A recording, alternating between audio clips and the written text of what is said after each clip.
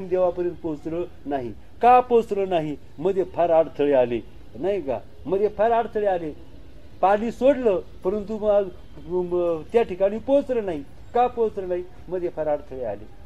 तसं आपलं प्रेम देवापर्यंत पोहोचावं आणि शुद्ध प्रेम लगेच पोहोचतं, निष्काम प्रेम पोहोचतं, विषयरहित प्रेम पोहोचतं, अहमरहित प्रेम पोहोचतं. म्हणून परमार्थाला अहमरहित व्हा आणि विषयरहित व्हा, इच्छारहित व्हा. मग आम्ही 3 अडथळे सांगितले. ते ज्ञानच होऊन देणार नाही. कोटी जन्म तुम्ही हाडाची काढ करा, रक्ताचं पाणी करा, भगवंताची कृपा होणार नाही. 3 बंध आहेत. आणि म्हणून इथं भाव आणि इथं प्रेम हेच महत्वाचं आहे. प्रेम महत्वाचं आहे. मग ते सांगितलं होतं, काय सांगितलं होतं? म्हणून त्या भक्ताचं जेवढं प्रेम त्याच्यापेक्षा एक सांगायचं राहिलं की मग भक्त जेव्हा देवाला हाक मारतो, देव म्हणतात माझे मज साही, माझे मज साही, माझं अवमान, माझा अपमान, माझी अवहेलना केली, माझी निंदा केली ते मी सहन करतो, परंतु माझ्या भक्ताचा जर अपमान जर केला तर तो मला सहन होत नाही. द्रौपदी गांजिता तत्काळी, नाही का? द्रौपदी गांजिता तत्काळी, मी कौरवांची तोंडी केली काळी, आगीने गांजिता गोवळी, मी प्राशिला ते काळी दावाग्नी. गोकुळ गांजिता सुरपती, त्या इंद्रानं गोकुळात त्रास द्यायला सुरुवात केली. गोकुळ गांजिता सुरपती, मी गोवर्धन धरिला हाती, नाही का? करुणी जयद्रताशी ख्याती आणि सुभद्रपती वाचविला. अंबरीशाचे गर्भवास, उदाहरण सांगतात देव. अंबरीशाचे गर्भवास, म्याच सोशिले सावकाश, आणि उणे आपल्या निज भक्तास मी ऋषिकेशी येऊन येते. माझ्या भक्ताला मी काहीच न पडून देत नाही. हे भगवंतानं प्रतिज्ञेवर सांगितलेलं आहे, नाही का? प्रतिज्ञेवर सांगितलेलं आहे. आणि परमार्थ आणि भक्ती मार्ग ह्यामध्ये प्रेम हा गाभा किंवा हे वर्म आहे. हे वर्म आहे. आणि त्याच्याकरता काय आहे? विषयरहित होणं, अहमरहित होणं आणि श्वासाश्वासाला प्रेमानं कसंही वाकड तिकडे चिंतन करा. हरी हरी म्हणा, विठ्ठल विठ्ठल म्हणा किंवा आत्मचिंतन करा, परंतु प्रेमाने करा. त्यातला शब्द कण ना कण देवापर्यंत पोहोचतो, नाही का? देवापर्यंत पोहोचल्याशिवाय राहत नाही. तर म्हणून आपण आता सांगितलं तेवढं पाहता आश्रमाशी स्थान कोठेही चित्ताशी नसावे बंधन, हृदय नारायण साठवावा. त्याकरता नये बोलो फार, हे मात्र आठ घातलेली. फार आपण कमी बोलावं, फार फार जेवढा आवश्यक शब्द आहे तेवढाच उच्चारावा. ज्या शब्दाची गरज आहे तेवढा शब्द उच्चारावा. जास्त शब्दाची गरज नाही तो शब्द काय करतो? उपद्व्याप निर्माण करतो. नये बोलो फार. पुढं बैसो जनामध्ये जनसंपर्क असुद्धा काय करतो? आपल्या आत्मज्ञानाला हानी निर्माण करतो. आत्मज्ञानाला हानी निर्माण करतो. हानी कसं निर्माण करतो? वरून पाणी ओतायचं, खाली राजनाला होल पाडायचं, वरून पाणी ओतलं आणि खाली निघून गेलं, नाही का? आणि म्हणून काय सांगितलेलं आहे? आता काय सांगितलं होतं? नये बोलो फार बैसो जनामध्ये. आणि सावधान बुद्धी इंद्रिय दमी, इंद्रियांचं दमन करणं. दमन सुद्धा करावं लागत नाही, परंतु काय? फक्त चिंतन करावं लागतं. आणि एकदा माणसाला वळण, इंद्रियांना वळण पडलं, इंद्रिया वळण पडलं का इंद्रिय आपोआप इंद्र पाय चप्पल जरी घातली ना तर ते चप्पल स्वतःचा निर्णय करते, ही चप्पल माझी नाही. पाय स्व निर्णय करतात का नाही?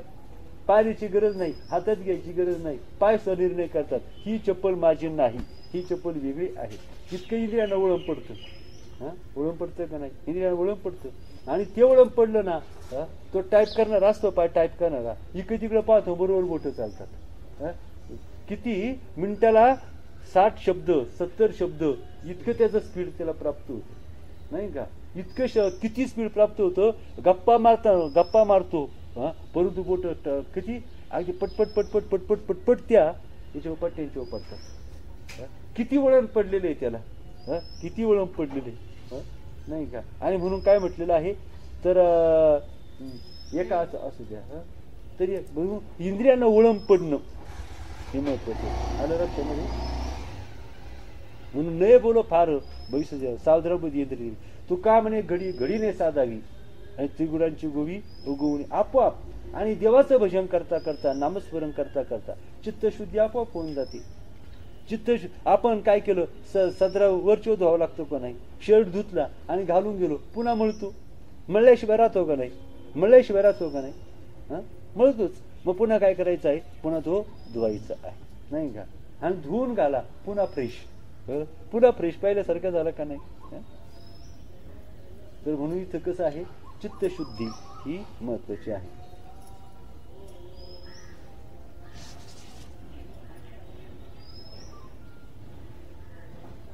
एक प्रसंग सांगतो पहा.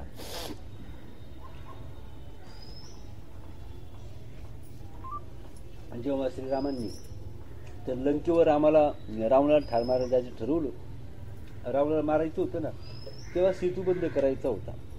आणि मग त्या सेतूवर त्यांनी पूजा केली आणि सगळे दगड पाण्यावर तरंगले आणि सेतूबंधनाचं काम सुरू झालं.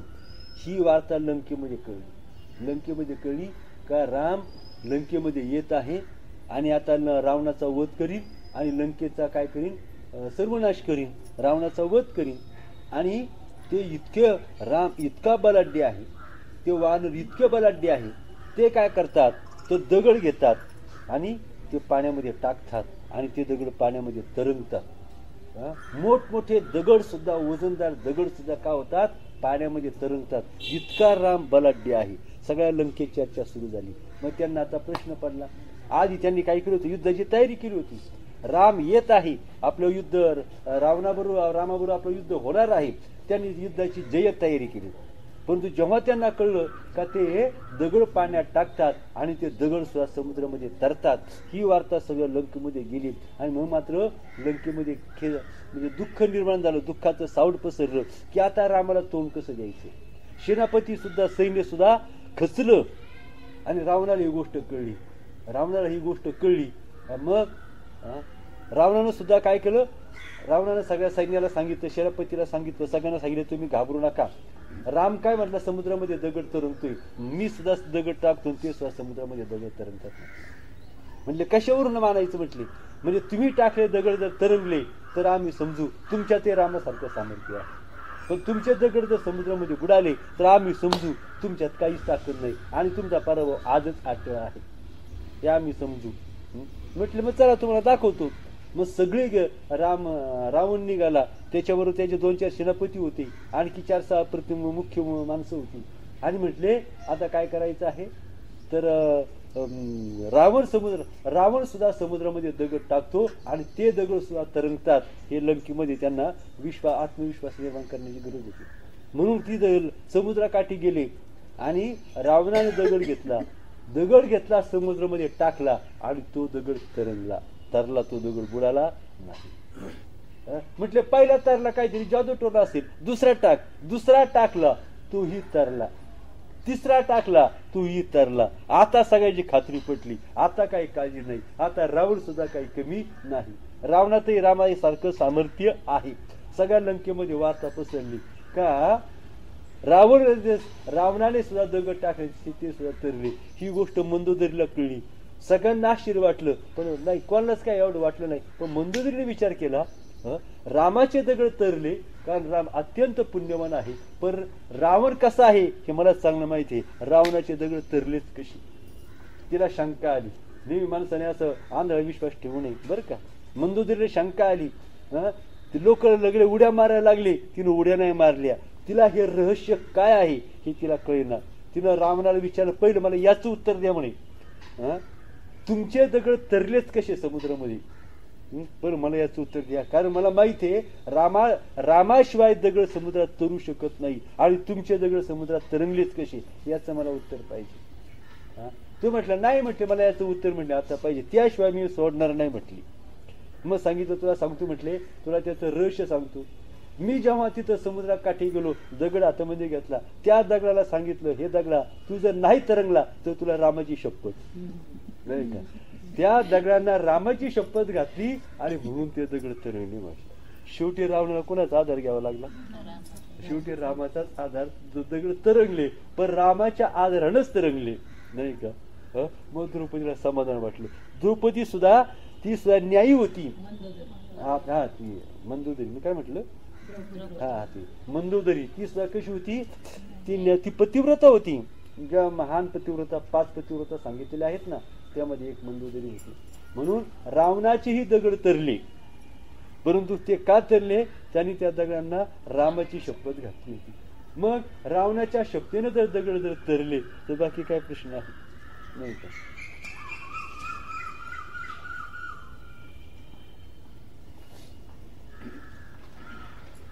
तर पहा आता कुठून झाले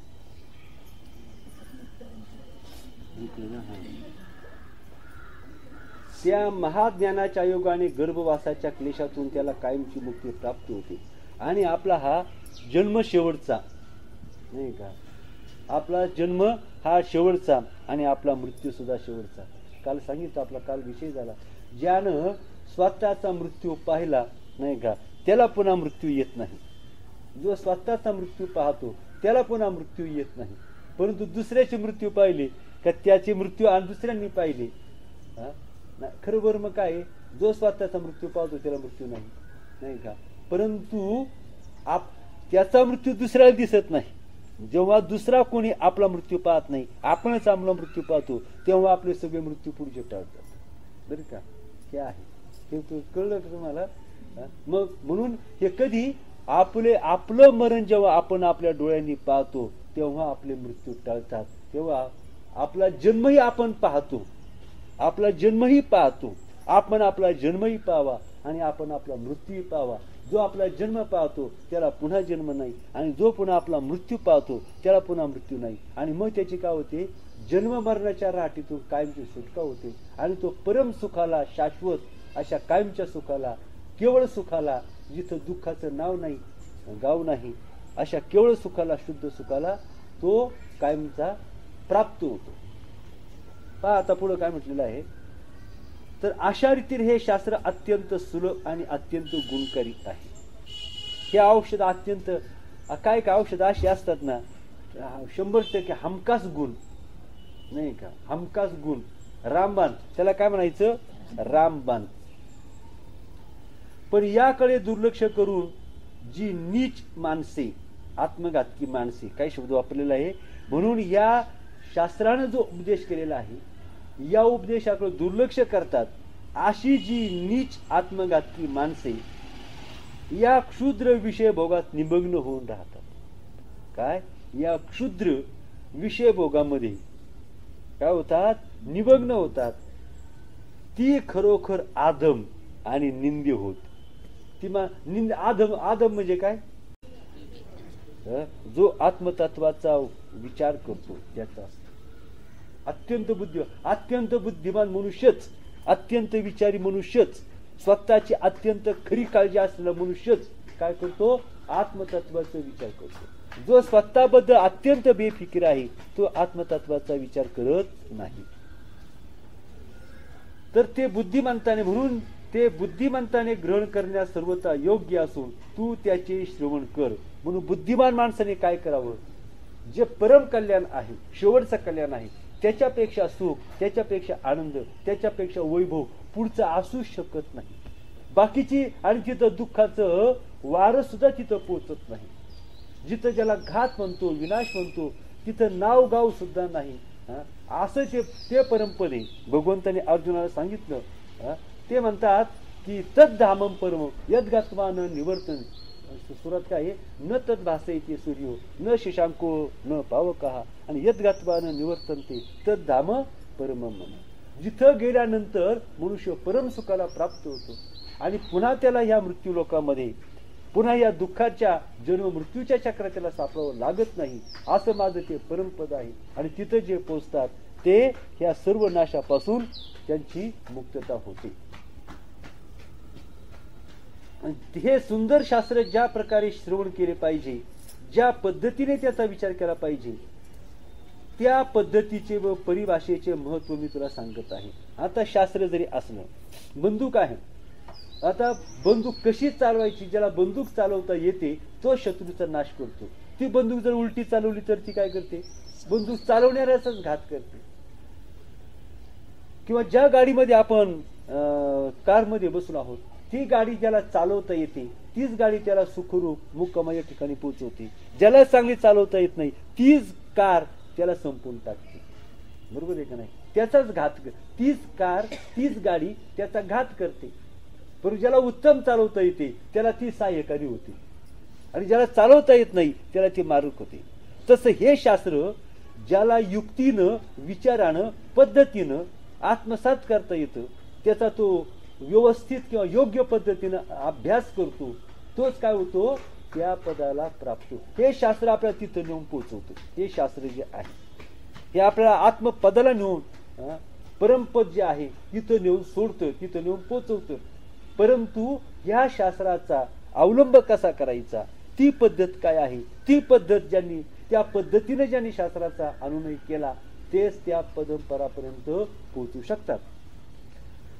तर त्याचा त्या पद्धतीने, तर हे सुंदर शास्त्र ज्या प्रकारे श्रवण केले पाहिजे, ते श्रवण कसं करावं त्यालाही महत्व आहे, नाही का. श्रवण करावं, एकाग्रतेने श्रवण करावं, नाही तर आपल्या मनामध्ये, आपल्या बुद्धीमध्ये अगदी बाहेरच्या विचार, नको त्या विचारांचं गडबड गोंधळ चाललेला आहे. आणि अशा पद्धतीनं श्रवण जर केलं, चित्त एकाग्र जर नसेल तर ते श्रवण सुद्धा कामाचं नाही. म्हणून मनोभावी एकाग्रतेने श्रवण करावं आणि ज्या आणि त्याचा विचार करा, जे श्रवण केलेलं आहे त्याचा विचार करायला पाहिजे. त्या पद्धतीचे व परिभाषेचे महत्व मी तुला सांगत आहे. आणि तर ती पद्धत तू ते नीट श्रवण कर. ज्या दुष्ट पदार्थाने अनुभूत पदार्थांचा अनुभव येतो त्याला ज्ञाते दृष्टांत असे म्हणतात. ज्या दृष्ट पदार्थाने माता दृष्टांत म्हणतात. म्हणजे एका कल्पनेने दुसरी कल्पना स्पष्ट करणं, एका विचाराने दुसरा विचार स्पष्ट करणं, एखाद्या उदाहरणाने सिद्धांत स्पष्ट करणं, त्याला दृष्टांत म्हणतात. आणि आता हे जे ज्ञान आहे ना, ते हे दृष्टांताशिवाय माणसाला सांगता येत नाही. हे ज्ञान कसं आहे, दृष्टांताशिवाय सांगत्याला त्याच्या बुद्धीमध्ये, म्हणजे समजल्याशिवाय त्या ज्ञानाचा बुद्धीमध्ये प्रवेश होत नाही. जेव्हा एखादी गोष्ट आपल्याला समजते, कळते, तेव्हा त्या ज्ञानाचा, त्या विचाराचा आपल्या बुद्धीमध्ये प्रवेश होतो. मग आपण मग मुलांना शिकवतो किंवा सांगतो, शिक्षक सांगतात मुलांना, काही गणित समजून सांगतात, काही विषय समजून सांगतात. त्याला जर तो समजला, कळला, तर त्याचा बुद्धीमध्ये प्रवेश होतो. आणि जर त्याला कळलं नाही तर त्याचा बुद्धीमध्ये प्रवेश होत नाही.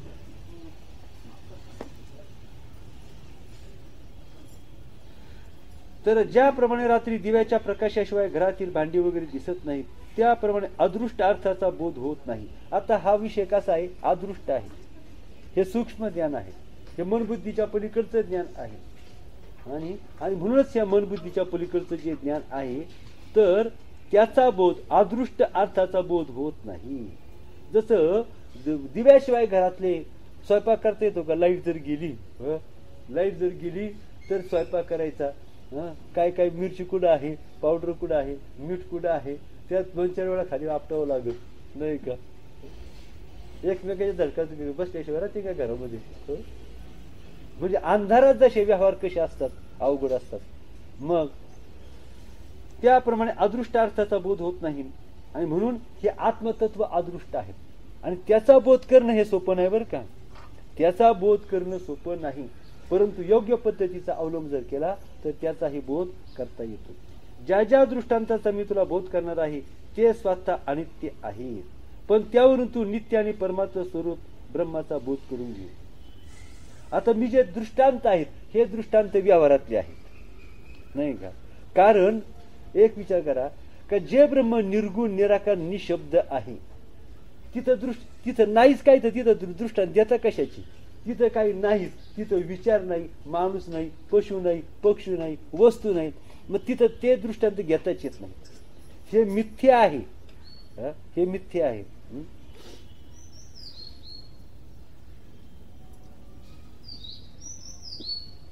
आता उदाहरण सांगतो. स्वप्नामध्ये आपल्याला तहान लागली, स्वप्नामध्ये तहान लागली तर खरं पाणी कामाचं नाही. खरं आहे का नाही. स्वप्नामध्ये तहान लागली ना, खरं तिथं खोटच पाणी माणसाला पाहिजे. स्वप्नातली तहान भागवायला स्वप्नातच पाणी पाहिजे. स्वप्नामध्ये डोकं दुखायला लागलं, स्वप्नामध्ये डोकं दुखते आणि खरी तिथं आयनाशीन घेतली किंवा कृषीन घेतली, ती कृषीन चालणार नाही. तिथं स्वप्नात तीच कृषीन पाहिजे. म्हणजे मिथ्या वस्तू, नाही का, मिथ्या वस्तूचं अज्ञान घालवण्याकरता मिथ्या वस्तू सांगितले पाहिजे. मिथ्या ज्ञानच काय करतं, मिथ्या अज्ञान दूर करतं. बरोबर आहे ना. म्हणजे आता ह्या जगातलं अज्ञान घालवण्याकरता ह्या जगातलंच अज्ञान पाहिजे ना, नाही का. तिथं ते ज्ञान कामाचं नाही. ह्या जगात काट्यानंच काटा काढायचा आहे. व्यवहारात दृष्टांत द्रष्टांतिकाचे मनात प्रतिबिंब उत्पन्न करू शकतात, परंतु हे ब्रह्माचे अपरोक्ष ज्ञान करून देऊ शकत नाही. आता ते दृष्टांत काय करतात? आता आपल्याला तुम्हाला एक सांगतो, ब्रह्म जाणायचं ते ब्रह्माहून वेगळं राहून कधी ब्रह्म जाणता येत नाही. ब्रह्मापासून वेगळं राहून, ब्रह्मापासून किंवा वेगळे राहून तर ब्रह्म कधी जाणता येत नाही. लक्षात आलं का? ब्रह्म व्हायचे हे ब्रह्मापासून वेगळं राहून ब्रह्म होतात. नवरा बायकोचं तुम्ही पाहिजे लग्नामध्ये काय करतात, आधी मध्ये हे काय असतं, आंतरपाठ असतो. तोपर्यंत ती दोन असतात. जोपर्यंत आंतरपाठ आहे तो आंतरपाठ काय सांगतो, तुम्ही दोघं जण आहात, तुम्ही दोघं आहात, मध्ये तुमच्या पडदा आहे, आंतरपाठ आहे, तुम्ही दोघे आहात. आणि काय झालं, शेवटची टाळी पडली, एकच टाळी झाली. अशी शेवटची टाळी पडली, शेवटच्या मंगळा त्याला काय म्हणतात, अक्षता पडल्या नाही का. आणि मग काय होतं, टाळ्या वाजतात, फटाके वाजतात, आणि मग आंतरपाठ दूर होतो, आणि मग ते दोघं एक होतात. आता ते दोघं काय होतात, आता ते दोन राहिले नाहीत तर ते एक होतात. तसं आपल्यातला जो आंतरपाठ आहे हा श्री गुरु ब्राह्मण आहे, श्री गुरु ब्राह्मण आहे, ते मध्ये आंतरपाठ धरतात आणि श्लोक म्हणतात गीतेतले श्लोक. आणि गीतेतला एक एक एक एक श्लोक ते म्हणत गेले, आणि गीतेचा शेवटचा श्लोक झाला का टाळ्या वाजतात, फटाके वाजतात, आंतरपाठ दूर होतो, आणि मग ते दोघं एक होतात. दोघं कोण, किंवा देवानी भक्त, हे दोघं काय होतात, एक होतात. म्हणून श्री गुरु काय करतात, श्री गुरु हे ब्राह्मण आहेत, ते काय करतात, देव भक्तातला आंतरपाठ, देव आणि जीवातला शिवातला जो आंतरपाठ आहे तो काढून घेतात. ते जोपर्यंत आंतरपाठ काढत नाही, जोपर्यंत आंतरपाठ आहे तोपर्यंत नवरा बायकोला पाहू शकत नाही, नाही का, पाहू शकत नाही. काय का वर टाचा करत बरोबर खाली होईल नाही का, तोपर्यंत तू पाहू शकत नाही, आणि पाहिलं तरी त्याचा उपयोग नाही. आंतरपाठ दूर केला का टाचा वर करायची गरज नाही. ते दोघं काय होतात, एक होतात. आता ते दोन राहिले नाहीत. तसं जीव आणि शिव दोघं आंतरपाठे, अज्ञानाचा आंतरपाठ, तो पडदा एकदा दूर केला, श्री गुरु काय करतात, तो आंतरपाठ दूर घेतात, आणि मग तो काय होतो तर आपल्या स्वरूपाला तो प्राप्त होतो. यासाठी दृष्टांत एक दिशी आहेत. हे लक्षात ठेवून जे जे दृष्टांत तुला सांगण्यात येतील त्यांचे तात्पर्य, दृष्टांताचं तात्पर्य घेत जायचं. दृष्टांत हे कसे नाशिवंत आहेत आणि ह्या जगातले आहेत, मिथ्या आहेत ते. तसं स्वप्नातले औषधच स्वप्नातलं दुःख दूर करतं, तसं ह्या जगातलं अज्ञान ह्या जगातलं दृष्टांतच काय करतात, दूर करतात, नाही का. त्याला इलाज नाही काय. त्याला लहान मुलाशी गप्पा मारायला लहान मुलंच पाहिजे, बरोबर आहे ना. मोठ्या माणसं लहान मुलाचं आपल्याला त्यांच्या पातळीला जावं लागतं, तेव्हा त्यांचं ना आपलं जमतं, बरोबर आहे का नाही. त्याला जर आपण ॲरिस्टॉटलचं तत्वज्ञान सांगायचं लागलो, ते काय म्हणून, ते तुमचं म्हणून तुमचं काही तब्येत बरी नाही का म्हणून ती पोरं सुद्धा म्हणतील, ती पोरं सुद्धा म्हणतील. म्हणजे आपल्या ते तर आपल्या पातळीला येऊ शकत नाही, पण आपल्याला त्यांच्या पातळीला जावं लागतं. म्हणून दृष्टांताचं तात्पर्य आपण लक्षात घ्यायचं, आणि दृष्टांताचं फक्त सिद्धांताकडे जायचं, बाकी फाटे फुटे काही लक्षात घ्यायचे नाही दृष्टांताचे, नाही का. मग त्याविषयी तारीख कोणती होती, नाही तुमची ती तारीख सांगायची चुकली, ठीक आहे, त्याला महत्वच नाही. सिद्धांत महत्वाचे असतात, नाही का. मग ते नाही का, आग येसू घसरे बसले तर बसू, 10 म्हण तोटा कोणाचा सुसू, तो म्हणतो 10 म्हण नाही 15 म्हण, नाही का. बरं 15 म्हण, मन आज संख्या बदलली म्हणून काय सिद्धांत बदलणार आहे का. येसू नाही कासू, नाही येसू नाही, ते चुकलं, सगळं चुकलं, ते काय करू नाही, ते बंद कर, ते सांगायचं बंद कर, कासू म्हण, तर ते येसू म्हणलं काय कासू म्हणलं काय. आता ब्रह्म हे निर्गुण निराकार, तिथं लक्षणच नाही, त्याला काहीच लक्षण नाही. आकाशाचं काय वर्णन करावं सांगा तुम्ही, आकाशाचं त्याला काय नाव द्याल, त्याचं काय वर्णन करणार, काय त्याचं स्वरूप सांगणार. आकाशाचं वर्णन जसं व्यर्थ आहे, आणि आकाशाला कोणता दृष्टांत लागू पडणार नाही. कोणता दृष्टांत देता आकाशाला, होय. आकाशाला आकाशाला दृष्टांत आहे ना, तसं ब्रह्माला तसं पाहिलं तर ब्रह्मतत्वाला दृष्टांतच लागू पडत नाही. त्यामुळे त्याचा बोध होण्यासाठी आकारवान म्हणजे मूर्त वस्तूचे दृष्टांत कसे लागू पडतील असे विकल्प मूर्ख माणसं काढतात, परंतु त्याला वास्तविक आधार नाही. दृष्टांत वस्तूचे सर्वसाम्य ब्रह्माच्या ठिकाणी लागू पडणे शक्य नाही, कारण दृष्टांत वस्तू या मिथ्या आहेत आणि ब्रह्म हे अद्वितीय आहे. म्हणून दृष्टांत कशा करता असतात ते फक्त सिद्धांत सांगणार, त्यातील काय करायचं आहे, फक्त सिद्धांत काढून घ्यायचा आहे. पूर्वापार विचार केला म्हणजे स्वप्नातील स्थिती भासमान होत असूनही मिथ्या आहे असे विचाराने ठरवता येते. आता स्वप्न हे खोटं आहे हे कोणाला सांगायची गरज आहे का? त्याप्रमाणे जागृतीत भासमान होणाऱ्या जगाची स्थिती आहे. पाहता आले स्वप्न जसं खोटं आहे हे कोणालाही सांगता येत नाही, म्हणजे सांगण्याची गरज नाही, परंतु त्याला तत्वज्ञान म्हणतात. स्वप्न खोटं आहे हे सांगणं याला तत्वज्ञान म्हणत नाही. याला तत्वज्ञान म्हणतात का? म्हणतात तिला तत्वज्ञान. परंतु जागृती ही खोटी आहे हे सांगणं याला तत्वज्ञान म्हणतात. हे समजून सांगावं लागतं, बुद्धीनं आकलन करावं लागतं, बुद्धीनं निश्चय करावा लागतो आणि बुद्धीला पटावं लागतं. काय म्हटलेलं आहे? स्वप्न हे मिथ्या आहे विचाराने हे कुणालाही ठरवता येते, परंतु जागृतीत भासमान होणारी जगाची स्थिती आहे. म्हणजे तसंच जागृती स्वप्नासारखी सुद्धा जागृती आहे. स्वप्न जरी मिथ्या असले तरी स्वप्नातील ध्यान, वर, शाप आणि औषधी यांचा जागृतीमध्ये परिणाम होत असल्याचे दिसून येते. मग आता स्वप्न मिथ्या आहे, परंतु त्याचा परिणाम जागृती दिसून येतो का नाही? का नाही येत? स्वप्नाचा परिणाम जागृती दिसून येतो. कसा तुम्हाला सांगतो. एक संन्यासी होता, तसा जागृती परिणाम दिसून येणं हे दृष्टांताने समजून घेता येतं. आपलं स्वप्न पडलं, जागृतीत काय परिणाम आहे? 10 लाख रुपये मिळाले, जागृतीमध्ये आहे का कामाचा पैसा? कामाचा तो दृष्टा सांगतो, लक्षात येईल तुमचा. की आपला एक संन्यासी होता, त्याला तो संन्यासी रस्त्याने चालला, त्याने एक वरात पाहिली, नवरा नवरी पाहिली, हे चांगलं आहे म्हटलं. संन्यासी काय म्हणले, ते लईच चांगलं आहे म्हटलं. म्हणलं आपलं तर काय म्हटलं, आपण लईच मूर्खपणा केला, आपलं लईच चुकलं, आपण असं करायला पाहिजे होतं, असा मनात नुसता विचार आला. त्या नारदानं नुसतं माशांचं जुळच पाहिलं तर किती त्याची शेकडो वर्ष गेली. त्याची 60 पोरं त्या नारदाला झाली, 60 पोरं, आणि एवढा प्रपंच मागं लागला. नुसतं एक जुळं पाहिलं तर एवढा परिणाम झाला माशाचा. संन्याशानं ती वरात पाहिली, नवरा बायको पाहिली आणि पुढे चालला आणि म्हणला भिक्षा मागून आणली होती, त्या विहिरीवर बसून भिक्षा खावी असा विचार मनामध्ये आला.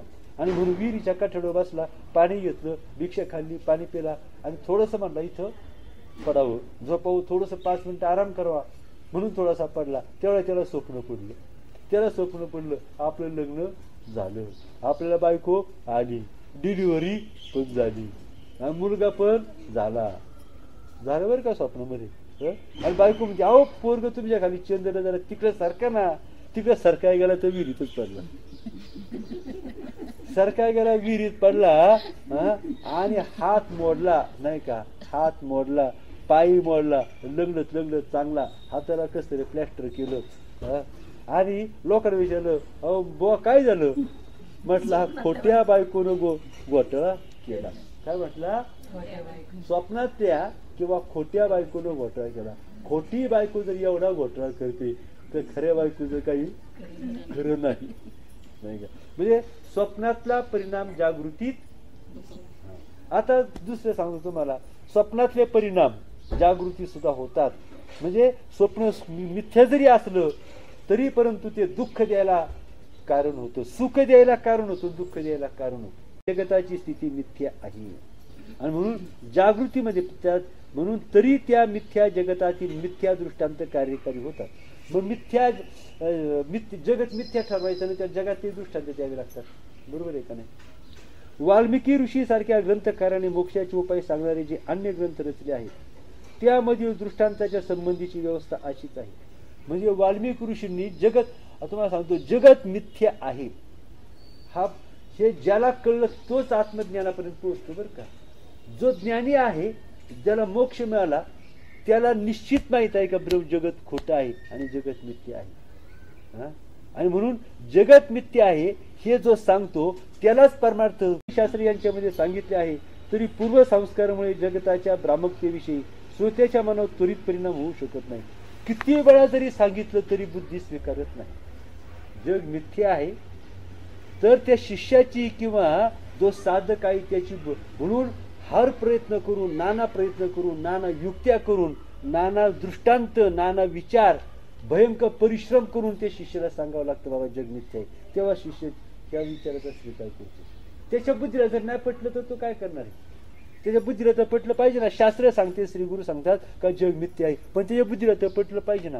म्हणून नाना युक्त्या, नाना विचार, नाना प्रयत्न हे करून त्याच्या गळी उतरावं लागतं. बाबा जग मिथ्याच आहे.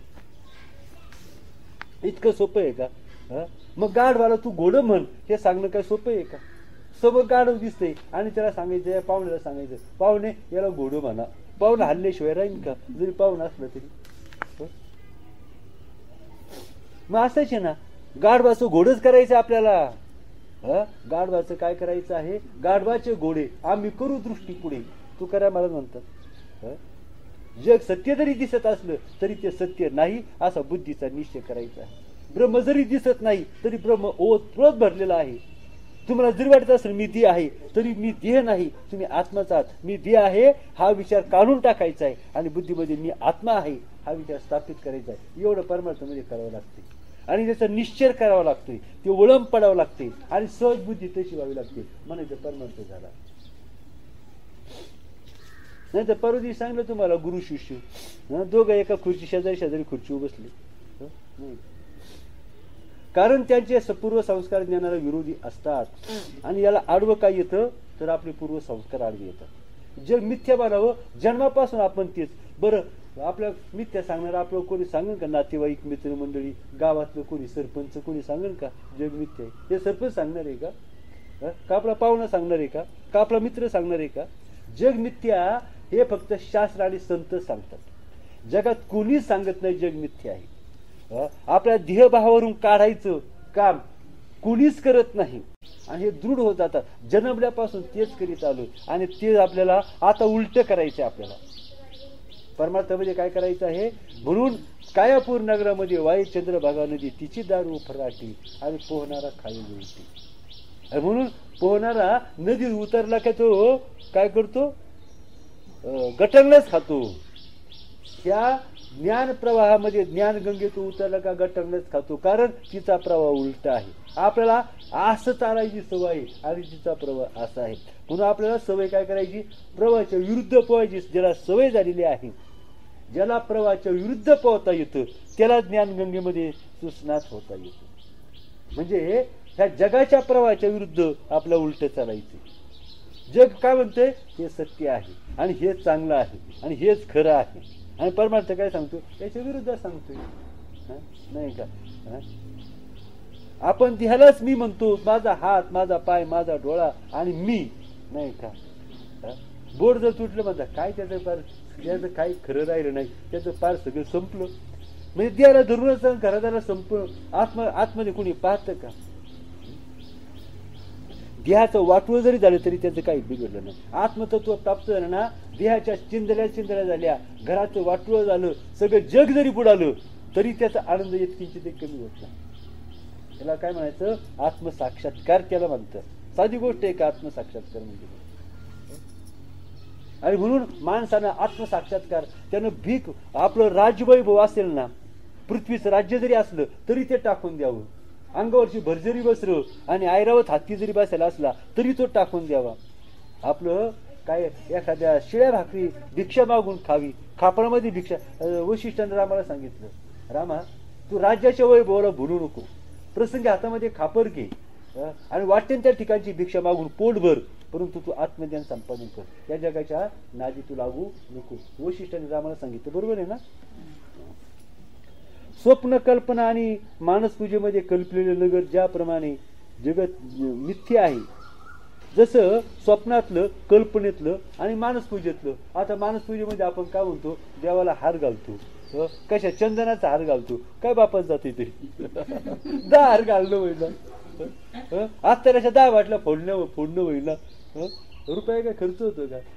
देवाच्या आत्तराला 1 बाटली नाही 10 टिपाड जरी देवावर व्हायला आत्तराचं कुठे काय तोट होते? नाही का. मग मानस पूजेमध्ये जसं मिथ्या आहे, नाही का, म्हणजे आपल्याला प्रवाहाच्या विरुद्ध चालायची. आतापर्यंत जे जे जे संस्कार बुद्धीवर झालेले आहेत ते सगळं खोडून काढायचे आहेत आणि नवीन संस्कार करायचे आहेत. आत्मतत्वाचे संस्कार करायचे आहेत. आत्मतत्वाचे देहबुद्धीचे संस्कार काढून टाकायचे आहेत.